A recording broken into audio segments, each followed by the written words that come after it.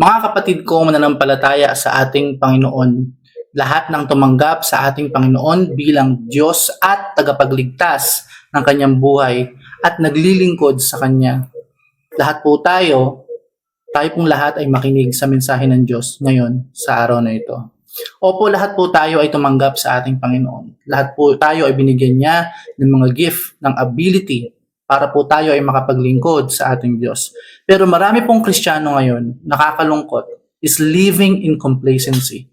Wala pong pananabik sa pag-aantay at sa pagdating ng ating pong Panginoong Hesukristo. Kumbaga, ikaw ay nandito sa may simbahan, umuupo ka lang, sumasamba ka, or hindi kaya naman ay naglilingkod ka sa Panginoon, pero malayo ang puso mo sa ating Diyos.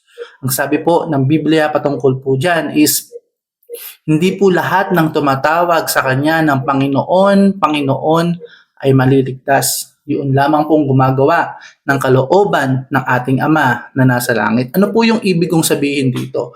Hindi po porkit ikaw ay nandyan na at naglilingkod ka sa Panginoon. Hindi po porkit ikaw ay sinasabi natin na babad dyan sa simbahan, anuman ang inyong pakatungkulan, ikaw man ay pastor or what, kung ginagawa niyo po yan na out of service lang at hindi talaga nanggaling sa Diyos or hindi talaga bukal sa puso mo na paglilingkod sa ating Panginoon, sayang lang po ang lahat ng ating pagpapagal.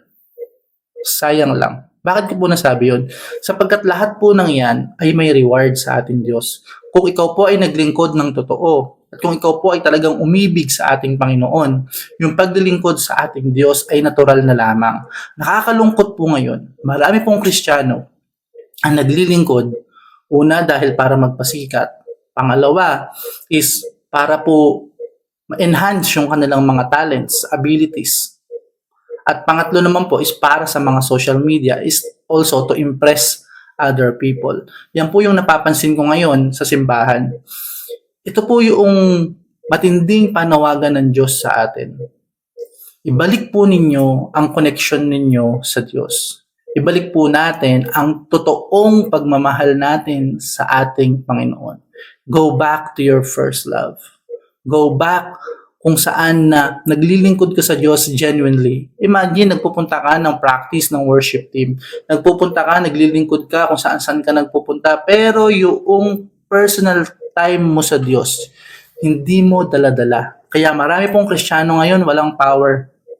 Yes po. Yan po yung sinasabi doon po kay Timoteo ni Apostol Pablo that on the last days, makikita po ninyo na para namang may Diyos siya eh. Kaso, hindi nakikita yung kapangyarihan ng Diyos na nakadisplay sa kanya pong buhay.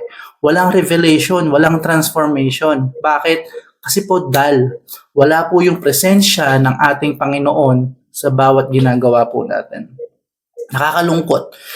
Pero the most important thing na pwede po ninyong gawin ngayon is i-renew po ninyo ang connection nyo sa Diyos.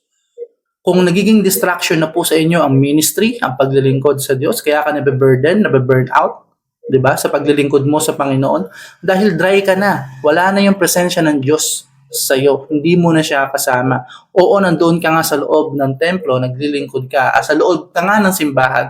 Sa primary group ka nga. Andoon ka nga sa disciple na kung saan talagang nandun yung mga frontline. Pero malayo ka naman sa Diyos. Your lips are near to Him, but your heart, yung puso po natin, malayo sa Diyos. Yan po yung revelation na nakuha ko po sa ating Diyos. At ito po yung makapagliligtas sa atin these last days. Ito po yung magpapatatag sa atin these last days. Hindi po yung mga pasikat natin na ginagawa natin sa paglilingkod. No. Ang makakapagpaligtas po sa atin ay yung genuine connection mo sa ating Panginoon. Kung ikaw po ay naglilingkod para lang mapansin ka. Kung ikaw po ay nasa ministry or nasa church, diba? Para lang mapansin ka. That is really, really not the end goal. Ang end goal po natin is makapiling ang ating Panginoong Jesus doon po sa kanyang kaharian. At naniniwala po ako, this is just an awakening for us na kung tayo po ay mag-spend ng consecration time sa ating Diyos, mag-aalat po tayo ng oras para po sa Kanya ay tumugon, manalangin, magbasa ng Kanyang salita, talagang ibalik yung genuine connection mo sa ating Panginoon. Naniniwala po ako na wherever we go, we carry the presence of God. And this presence of God will bring light to the people surrounds us. So, balik po tayo. Balik po natin yung first love natin sa Panginoon. Yung first love po na ito is yung genuine na pagmamahal mo sa Diyos. Kamusta na ba yung pagmamahal mo sa Diyos? Diba? So, wherever you pray, whenever you pray po, kapag ka nananalangin ka, ano po ba yung laman ng panalangin mo? Di ho ba? Ang madalas po sa atin, ginagawa po nating genie ang ating Diyos, na kung saan lagi po tayong nangihingi ng kung ano-ano sa Kanya. Ang Diyos po natin ay hindi genie. Huwag po tayong manalangin na kada panalangin mo, manghihingi ka lang. Hindi po ganun. Kailangan po ng Diyos ng komunikasyon, ng relasyon sa atin. Hindi po genie ang ating Diyos na kung saan wish ka ng wish. Hindi po ganun. Kailangan po na ng genuine connection, genuine relationship. Para po kapag tayo po ay kakatok sa pintuan ng langit, tatanungin sa iyo ng ating Panginoon na, alam mo yun, kilala ka ng Diyos, kilala ka niya. Bakit? Because you spend time para po sa Kanya. You spend time. Hindi niya po kailangan ng magarbong serbisyo ninyo.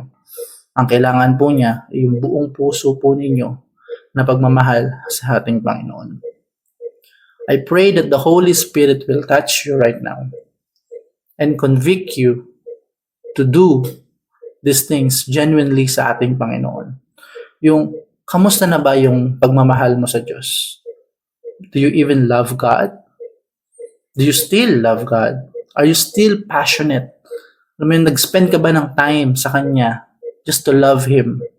Just to express your affection for Him? Yung hindi lang basta-basta nanalangin ka kasi merong magpapaprotect ka, meron kang hinihiling, nag-pray ka kasi ganito, nagsimba ka kasi may gusto kang kunin. Alam mo yun, kahit naman sa saang relasyon, kapag take ka lang ng take, that is something na hindi po maganda. We should also give to God. Give our life to God. Ano po yung commandments ng ating Panginoon? Love the Lord your God with all your heart, with all your mind, with all your soul, with all your strength, and love your neighbor as you love yourself. I hope this reminds us, and the Holy Spirit will speak to us regarding this. God bless you, kapatid. See you sa langit.